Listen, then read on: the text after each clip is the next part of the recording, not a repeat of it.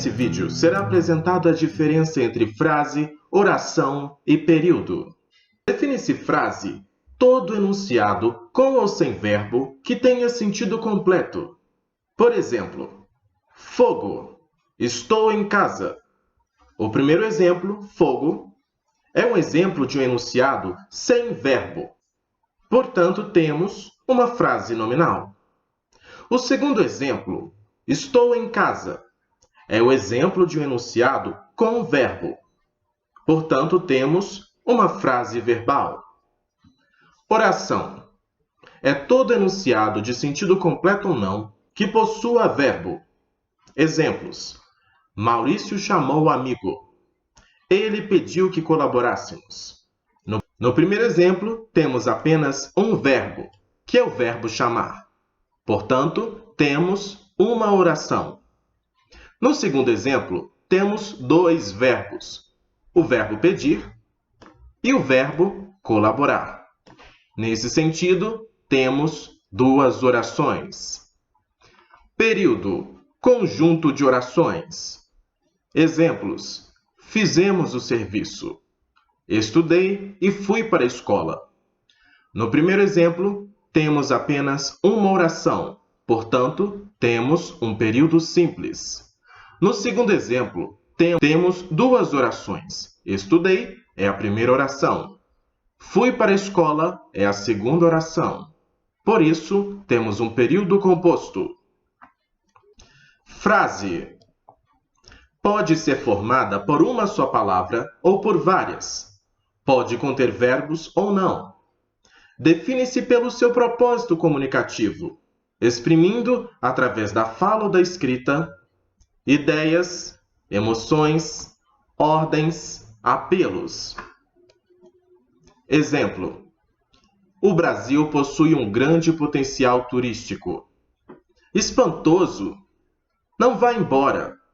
Silêncio. O telefone está tocando. Rua. Ai.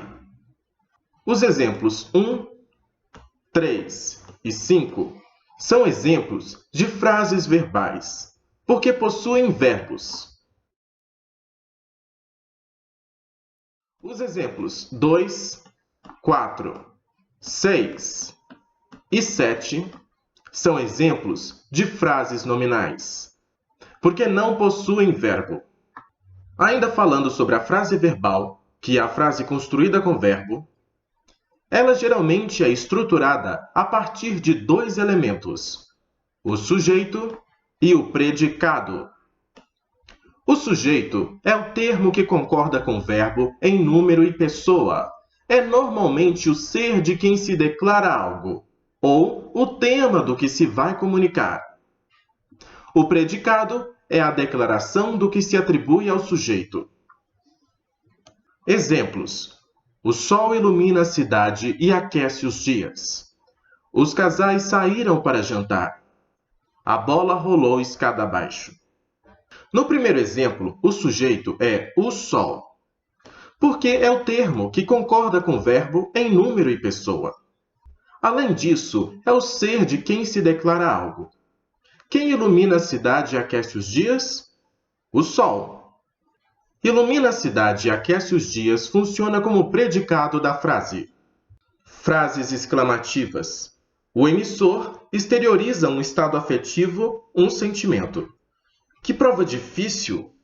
É uma delícia esse bolo. Frases declarativas. O emissor constata um fato e informa ou declara alguma coisa. As frases declarativas podem ser afirmativas ou negativas. Obrigaram o rapaz a sair. É um exemplo de frase afirmativa. Ela não está em casa. É um exemplo de frase declarativa negativa. Frases optativas. Expressam desejos. Deus te acompanhe. Bons ventos o levem. Período. É a frase constituída de uma ou mais orações, formando um todo, com sentido completo. O período pode ser simples ou composto. O período simples é constituído por apenas uma oração, chamada de oração absoluta. como, por exemplo, o amor é eterno.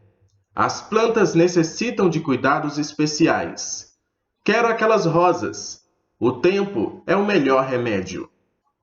Como podemos ver, em todos esses exemplos, temos apenas um verbo. Nesse sentido, temos apenas uma oração.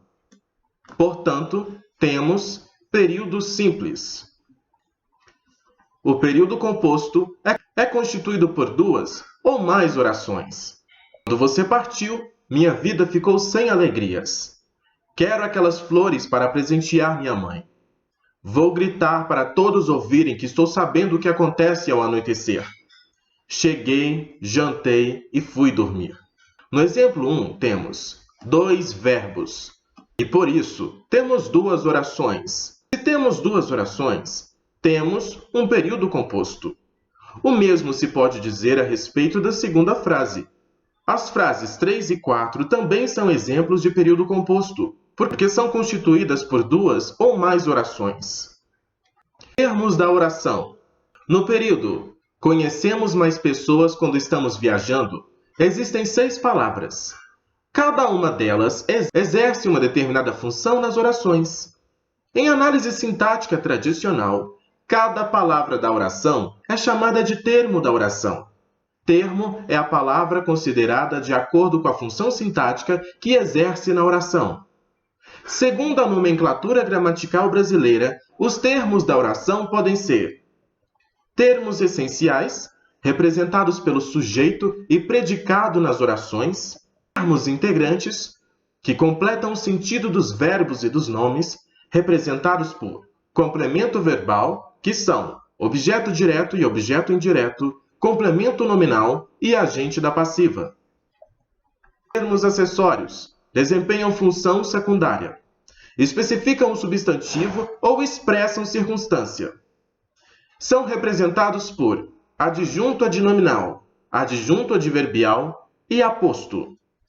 Observação: o vocativo é um termo à parte que não pertence à estrutura da oração.